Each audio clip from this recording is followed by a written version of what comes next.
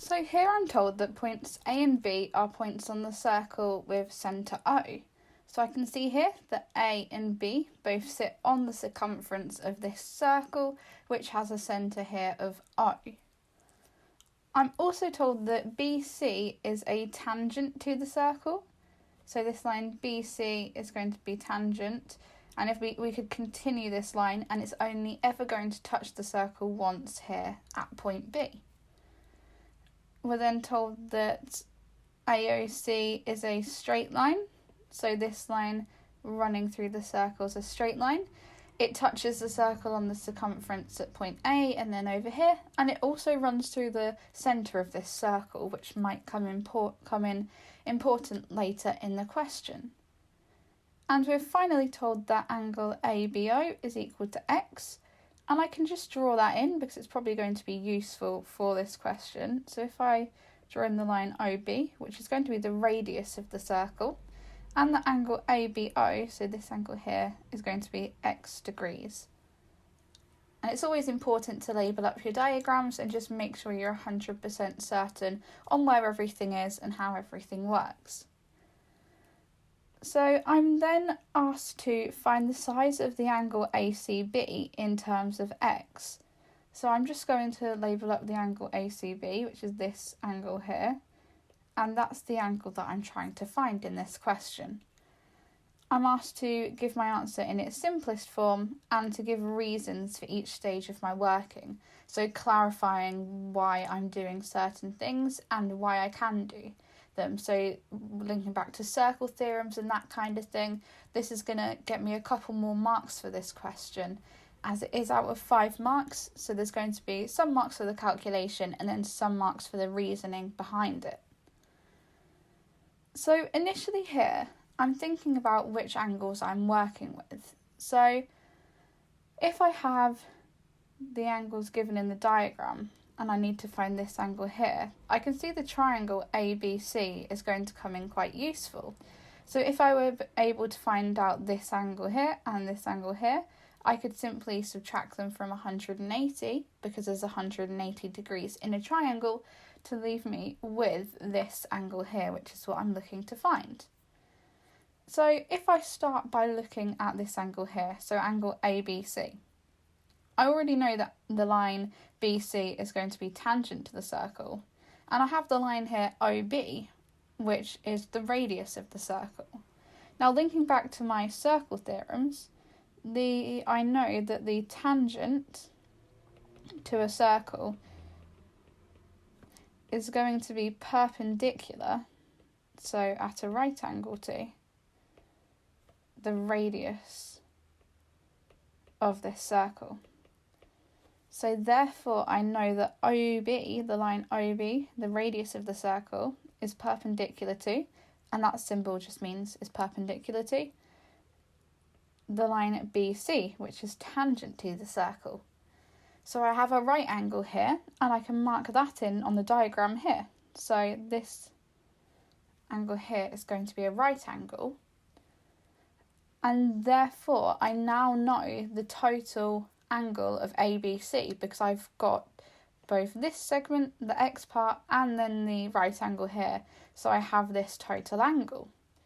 So therefore the angle ABC is going to be equal to X, add on the 90 for the right angle, and that's going to give me the angle ABC, which is going to be very useful in this question. And then if I'm going to work out all of the angles in the triangle, I also need to work out this angle here, so angle OAB. Now, we have the line AO and the line BO, and they're both the radius of the circle, and that means they're going to be equal to each other and equal to the radius.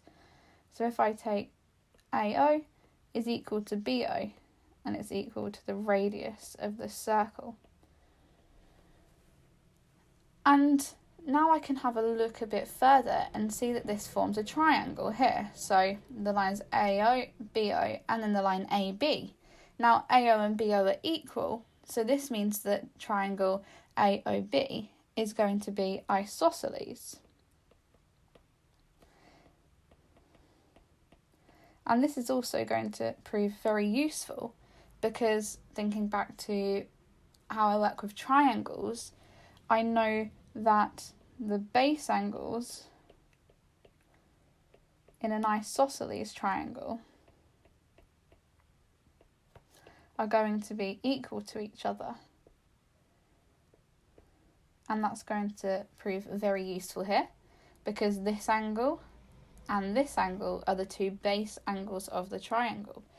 So therefore, the angle OBA, which is equal to x, is also equal to the angle OAB. So OAB is also going to be x, and I can mark that in here.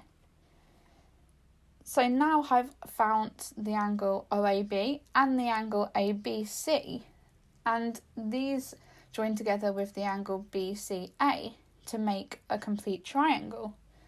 And I know that angles in a triangle are going to always sum to 180 degrees. And I can use that fact here to take 180 degrees. So this is to work out the angle ACB is 180 degrees minus the angle CAB minus the angle CBA. And that will just leave me with this final angle that I'm trying to work out. So 180 minus the angle CAB, so that's just the x that I've calculated in the previous step. And then I'm going to subtract the angle CBA, and I calculated this one to be 90 plus x, so subtracting 90 plus x, and that's going to leave me with a final answer of 90 minus 2x. And that is going to be the answer to this question. So the angle ACB is going to be 90 minus 2x in its simplest form. Now if I look back through the question just to see how the marks were distributed here. So the first mark was for finding the angle, an unknown angle. So either way, I would have gotten the mark here for finding the angle ABC, but if you'd have found a different angle beforehand, then that's fine, that would have gotten you that first mark. Then we would go on and we'd get another mark for basically using this final fact and subtracting the two angles from 180. That would get us a second mark. The third mark would be for the final correct answer, so 90 minus 2x. And then the last 2 marks, because this question's out of 5 marks, would be for the kind of explanation, the points that we've used here, the reasons to back them up. So, for example, saying that the tangent to a circle is perpendicular to the radius, that would give me a mark. And then either saying that angles in a triangle sum to 180, or that base angles in an isosceles triangle are equal would get me that next mark. And then that would leave me with all 5 marks. So there's 2 marks for the reasoning, 2 for the working out, and then 1 for that final correct answer here. So it's really important to, as we're going through the question, write out why we're doing certain things and how we know we can work with angles in this certain way.